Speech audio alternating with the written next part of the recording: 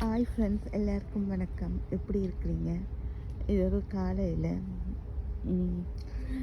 ஒரு எப்படி நடந்து கொண்டு காலையில் ஒரு நடைப்பயிற்சி செய்ய வேண்டு நடந்து கொண்டு வா நேரம் ஒரு ரோசாப்பூ இதை பார்த்தேங்க, தோட்டத்தை பார்த்தேன். அப்போ வீடியோ எடுத்துகிட்டு உங்களோடையும் கொஞ்சம் கதைப்பாங்க. அவளின் பூந்தொட்டின்ற ஒரு கவிதை வாசித்தேன். அந்த கவிதையை உங்களோட பகிரணுன்னு ஆசைப்படுறேன். உன் வீட்டு பூந்தொட்டியில் இன்று மலர்ந்த ரோஜா மலர், உன்னிடம் காதல் சொல்ல முயலுது.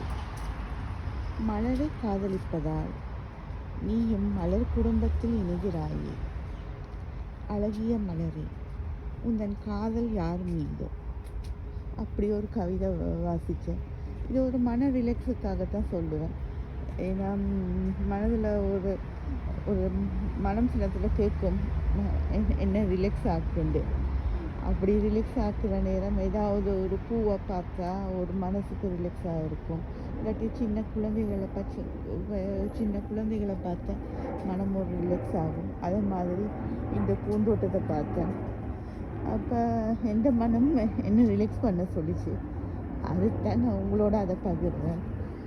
இந்த கவிதை பிடிச்சிருக்குன்னு நினைக்கிறேன். பிடிச்சா லைக் பண்ணுங்கள், ஷேர் பண்ணுங்கள், சப்ஸ்கிரைப் பண்ணுங்கன்னு சொல்ல மாட்டேன். ஏன்னா இது எல்லாருக்கான மனதுக்கு ஒரு ரிலாக்ஸ்.